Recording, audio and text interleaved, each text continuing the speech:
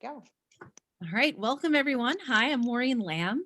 I am a language department chair, academic technology coordinator, and Latin, ancient Greek, and mythology teacher at the Kingswood Oxford School in West Hartford, Connecticut.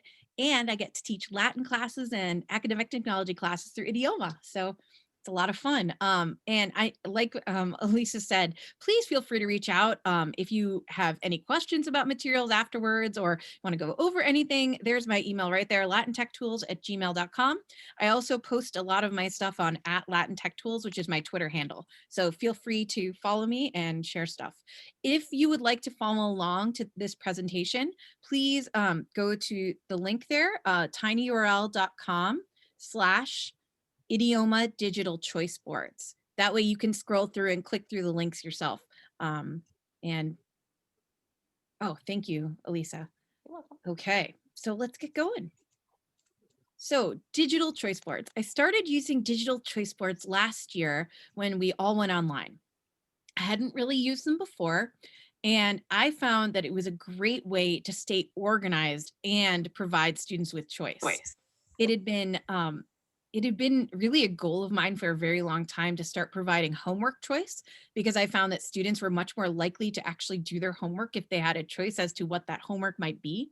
But I was starting to think about how could I leverage choice and get that sense of student agency while I'm doing things like in class activities, assessments. How can I make it a little bit fun to do whatever activity we're going to do?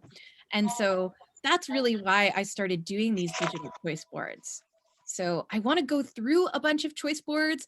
I will have links here, which you can copy and work through, and then we can talk about what you might use choice boards for. So why Google Slides? Why do I use Google Slides for these choice boards? Why don't I just put it on a Google Doc? Well, I initially did it on a Google Doc, but I found that it's actually more helpful in a lot of ways to do Google Slides because students can turn in their work on Google Slides. I can assign Google Slides through Google Classroom and assign each student a copy. And then when they turn in their work, they turn it in on Slides, which has been super helpful to keep all of their work on one place. Yes, I know they can add attachments to things. And yes, I know that in theory, they should be able to do that. But I find that for some reason, it's easier for them to kind of dump it into a slide deck.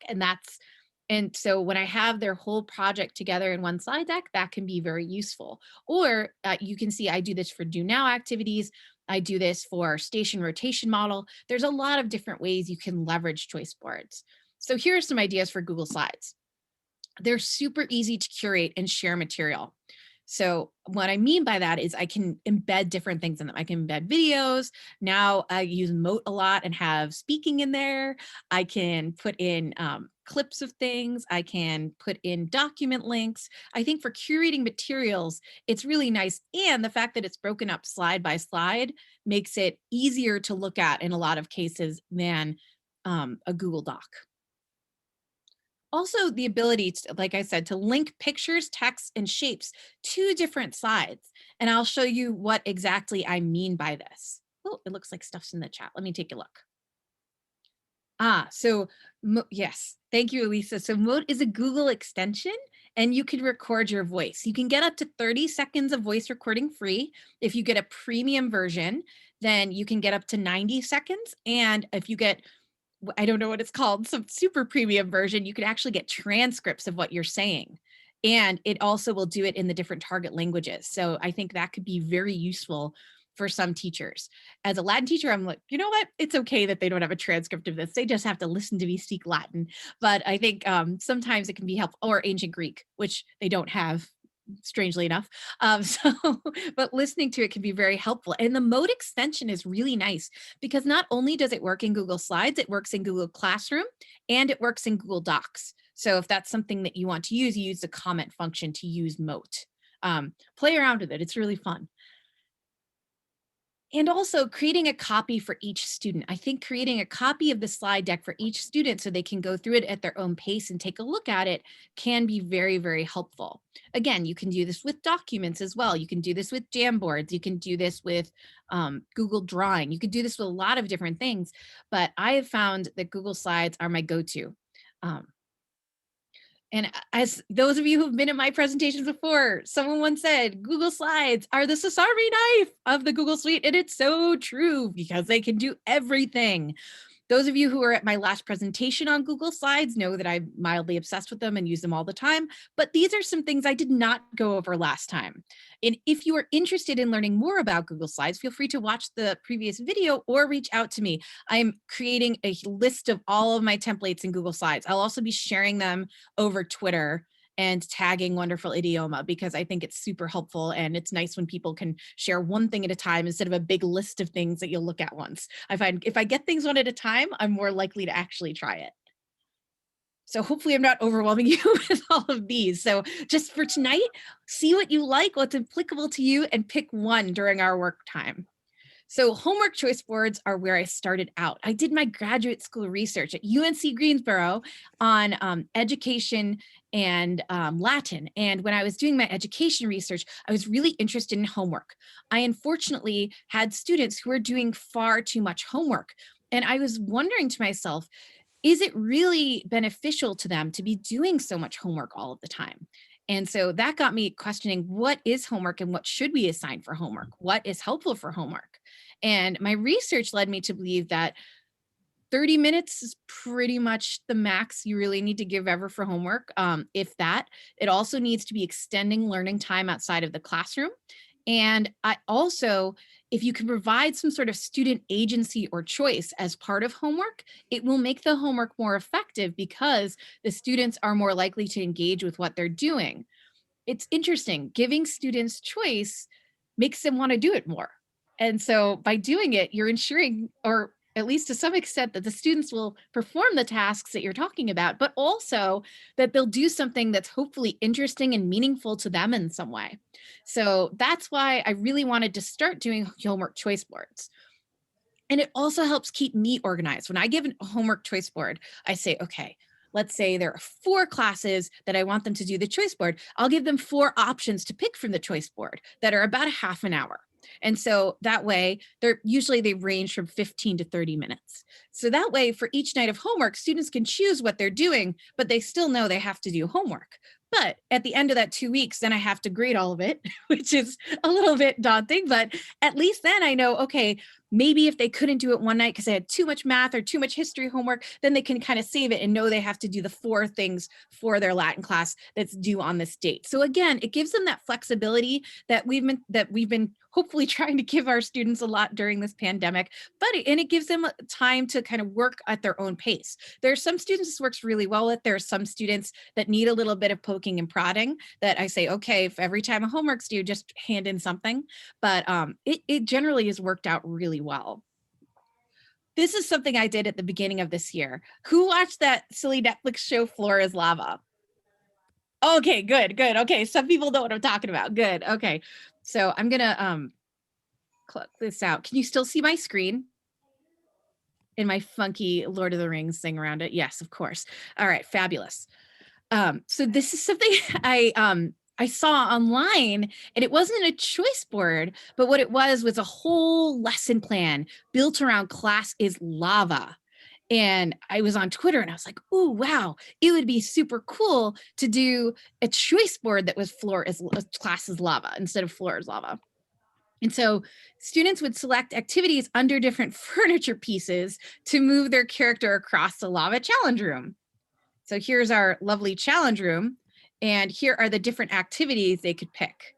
So at the end of this, they would actually turn in this slide deck with all of the activities in it, and they would put the furniture on what they did. So for example, let's say I wanted to do a review Quizlet of a chapter from the novella 3 times, and then my progress would appear on the class dashboard that I'd actually done it. So then I get to move a little chair.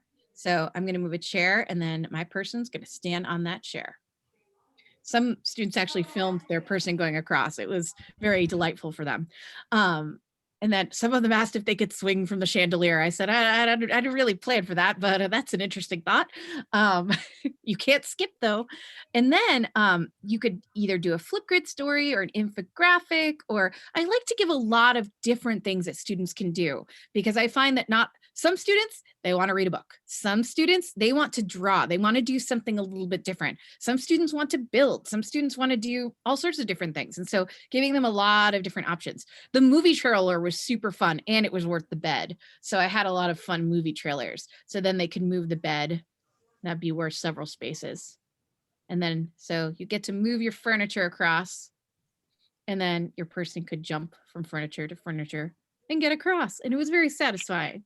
And again, giving students a lot of different choices and making it kind of fun by making the choices not worth points, even though they were worth points, of course. This is a graded out of 100, so they were definitely worth points.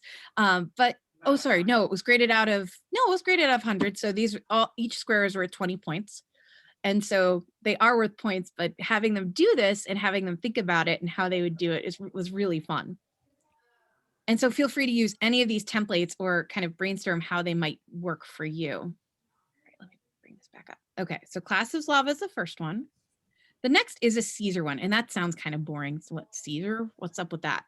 So this was a homework choice board that I did with my students that they had fun with. And again, I gave them the template here, and I had them complete one activity from each column and then put the activity on a Google slide that they would add to this deck. Again, they would turn in everything in the slide deck so that I would have access to everything at once. I wouldn't be worrying about, oh, can I see it? Can I access it? Because I would be able to see it in the Google slide deck. And so for this is a modified version of what I've been working on, which is I've been trying to update the integrated performance assessment. I'll talk about this a lot more on Thursday if you want to come to that webinar, the integrated performance assessment to include student choice and to create more student agency in the integrated performance assessment. So, but this is something I did for a homework kind of, but made students think about how they could do things from each of the communicative roads. So here I have presentation, interpretation, investigation, and interpersonal. I have to say, students really loved the investigative tasks. I think those were probably their favorites, even though they took a lot longer. I had students say, I'd never read Shakespeare's Julius Caesar before. This was awesome. And it took a long time, but they had so much fun with it. We have a Oh, sorry, clarifying clarifying. question. Go ahead, Maureen. Yeah, that's an excellent question. Yes, Amy, I use rubrics. And Angela, for Classes Lava, I had students choose different furniture. I'm not sure if I would in the future, but because some of them wanted to do multiple tasks rather than one big task. But generally speaking, I had students doing, they would usually choose different types of furniture. I don't know if I would do that again, though. That's a good question. And so here would be different types of presentation. Oh, sorry. I see something else in the chat. Oh, okay.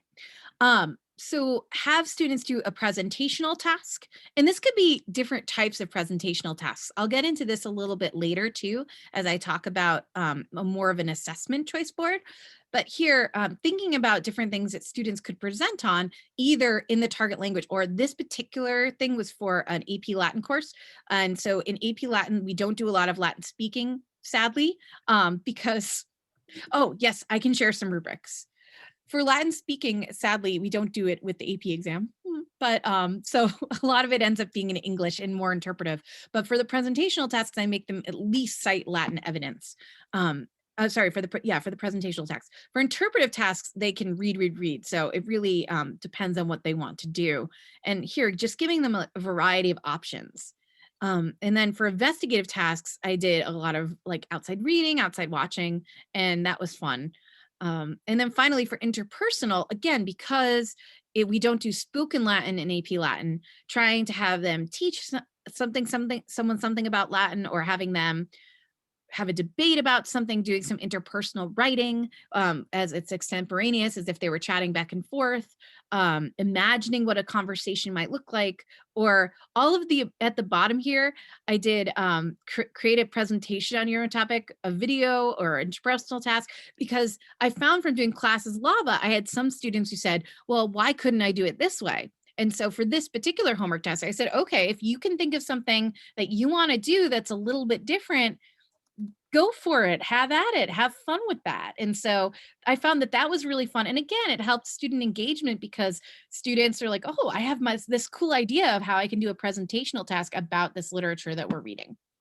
And again, here below is where students would put their tasks. And so students would either link or kind of drag and drop screenshots or whatever whatever they were doing then.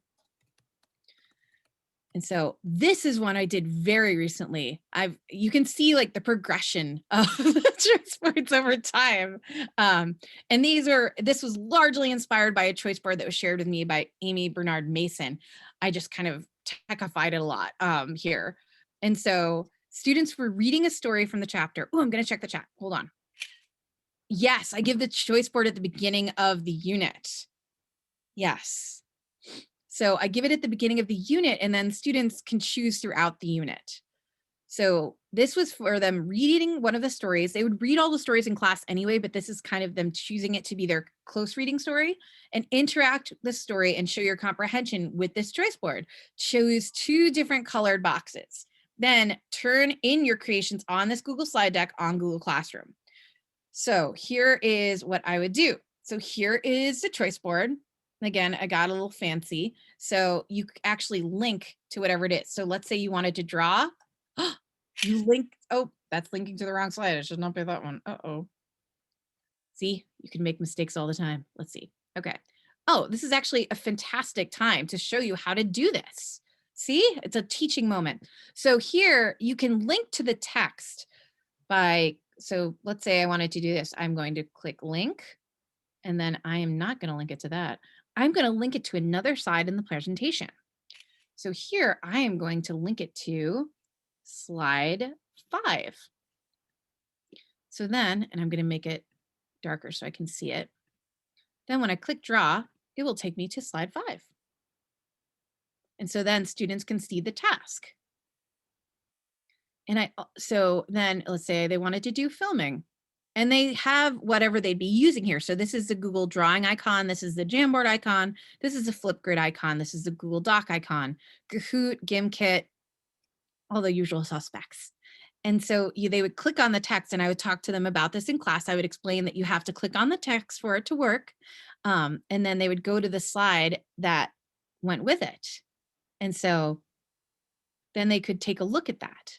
And also something that I found that was very important after doing Choices Lava and the Caesar one, again, the progression, they have to tell me what their choices are in advance. So here I have put pictures of all the things they can do. And let's say they want choice 1, they would move it here to be the quiz. Choice 2, they decide to do an interview, they would move it here. That way, in advance, I could see what they're working on so that I could give them feedback. And actually, my students are still working on one of these, not this particular choice board. They're working on another choice board that's similar to this. And I'm doing little Zoom interviews with everybody tomorrow just to make sure they're on task. They know what they're doing for their choice board and that they've already filled out this part where they pick which choices they're going to do. Maureen, can I ask a quick question? Yeah.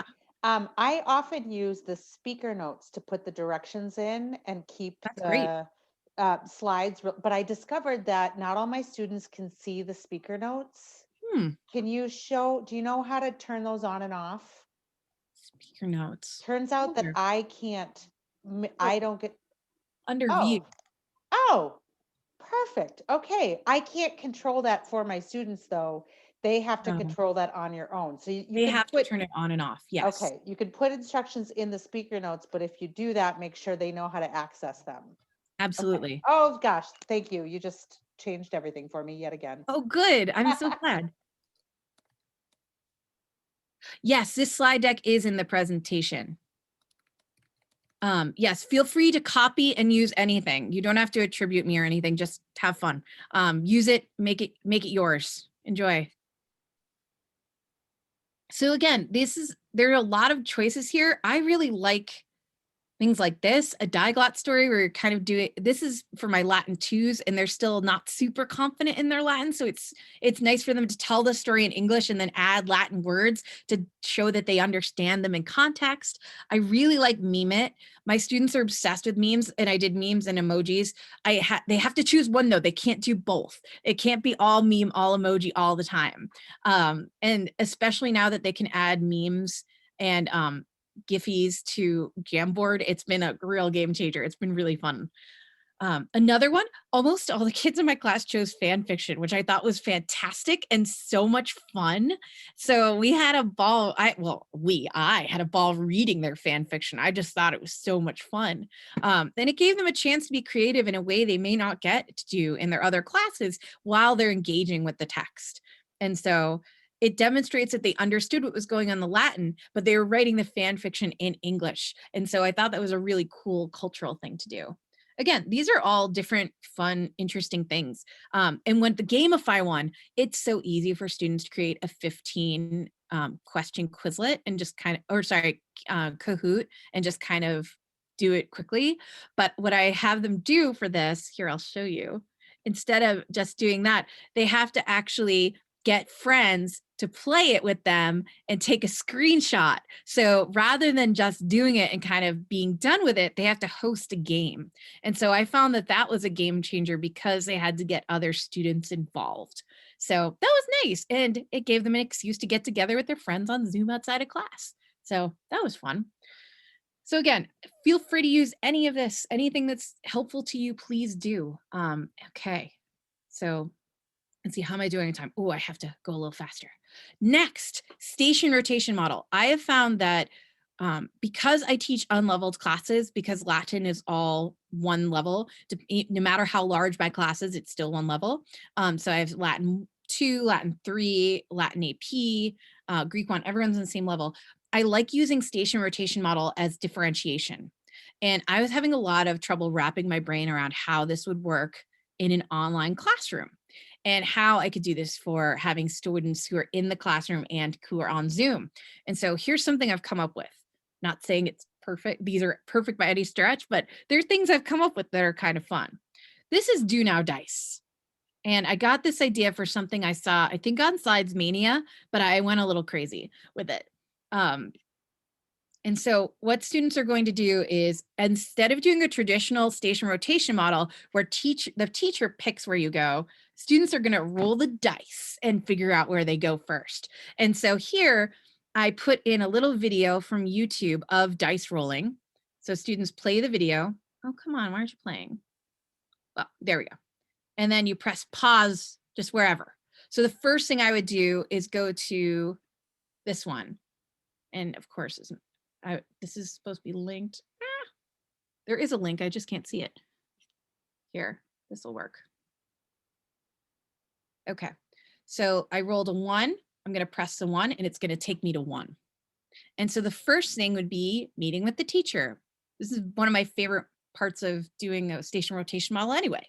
And so this would be in breakout room 1, the question room. And then you could ask Mrs. Lamb questions and do a mini grammar review in context. And we would have a little timer when everybody came so we'd know we're only in there for 10 minutes.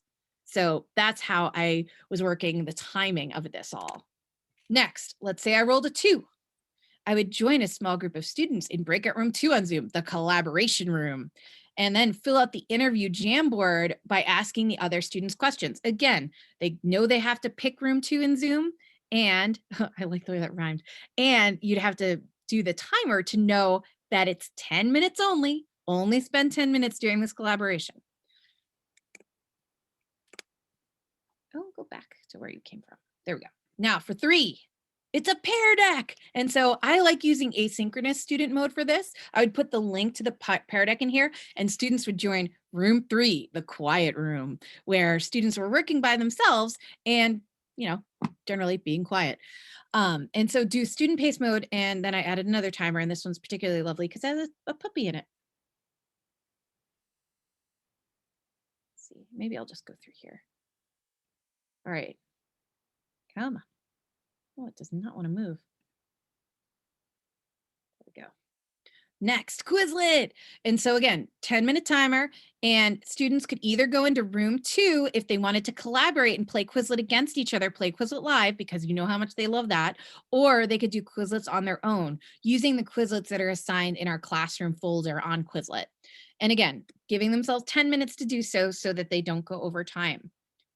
Next, playing Gimkit for 10 minutes or until you reach $10,000, which is fun. So either by yourself or with partners. And again, I would link it here, and they would pick the room they wanted to do based on what they wanted to do. Oops. Uh-oh. Nope. Hey, countdown thing. There it goes. That's what it would look like. And then a Flipgrid response. And so this would be in Zoom Room 3 because they'd be doing it by themselves, and they'd be muted, and they'd figure it out. And they'd have to agree or disagree, and then either respond to my response or their classmates' responses. Now, I know that not all of these can be used for everyone. So all of these are linked with ideas for ways you could use these as well. So if you wanted to use any of these other tech tools, you can link and see. Yeah, so these are all linked. So if you click on the tech tool, you can see how you might use it in a station rotation model. So again, we don't have time to go through all of these, but I think it might be useful to go through this. Oh, Angela's asking a question. So Amy, yes, kids can move in and out of rooms. At the 10-minute mark, I bring everyone back, and then they pick the new breakout room.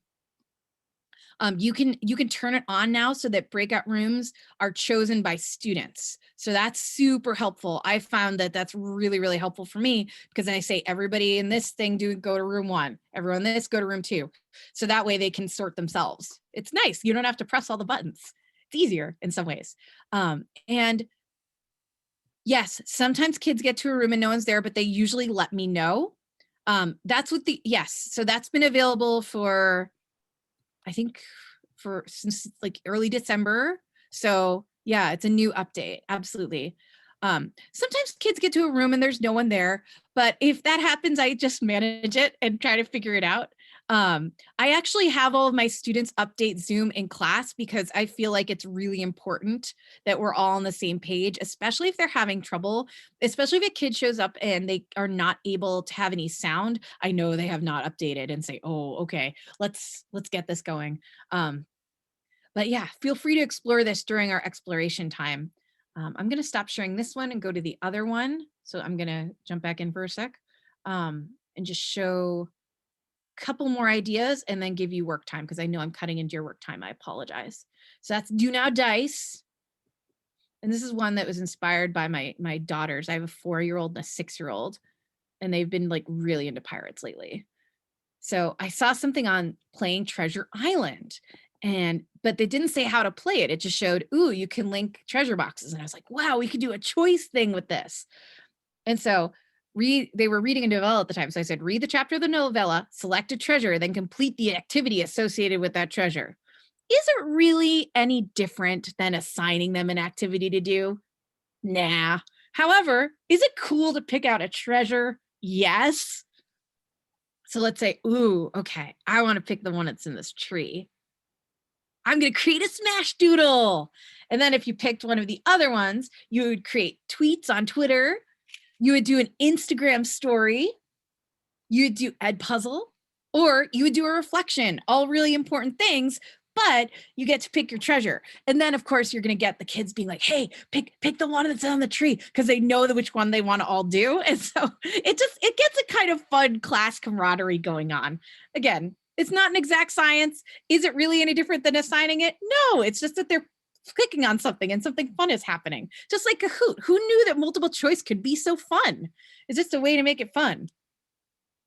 Oh, Lisa says, do you make sure all of them do all of them eventually?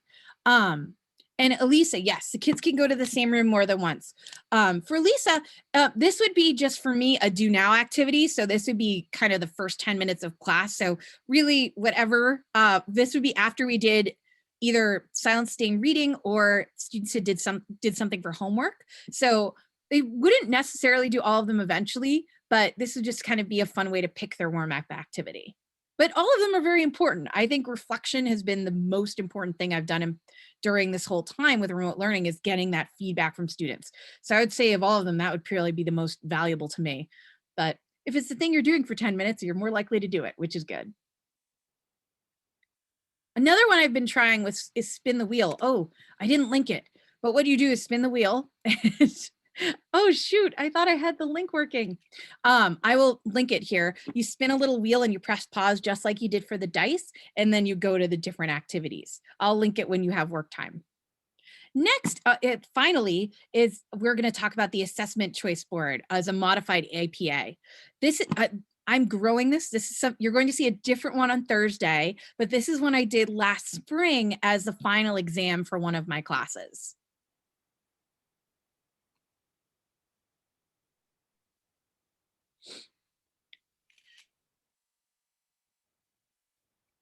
Okay. All right, so here I have all of these activities linked and all of them add up to, all of them are 25 points. And so collectively they would add up to 100. Now, all of these slides are linked to the pictures. So let's say you wanted to do read and draw, you would go to that slide and it would have a link to the description. And again, there are investigative tasks, presentational tasks, interpersonal tasks, and interpretive tasks. They would have to do all 4 tasks. In fact, I had some students text me and say, could we just do all investigative tasks or all interpretive tasks? I said, no, you have to try one of each. That's kind of the point. But just having them try one of each and have them pick, give them that agency and choice to choose what they want to do has been extremely valuable. So that's what I did with this. So feel free to look through this. Again, all of the little pictures are linked. Feel free to take this, copy it. You don't have to do all the linking yourself and just modify it any way you want. The blue column doesn't have links. Oh no, it's the, it should, oh no. Last, okay. Well, it's another way to see. Here, we're gonna go to present topic. We're gonna link it here and apply link. It's that easy. Again, grammar and context, go up to the little link here, go to slides and presentation, go to grammar and context and apply. Now it's linked. Present art, same thing. So this does not take a long time. You would think it takes a long time, but it's pretty easy once you get the hang of it. And it's nice that it's linked. Thank you to whoever told me that. That's really helpful. And now it should all be linked. Okay, so now it's work and share time. So I know it's work time, but I'm happy to answer any brainstorming questions. Oh, how do I name each slide so I can link it? Excellent question, Lisa. It will take whatever you put as the title of the slide, and that is what it will name the slide. Excellent. I'm going to stop sharing. There we go. And I am going to link that spinning wheel one so that you can take a look at that in case you are interested in doing that one.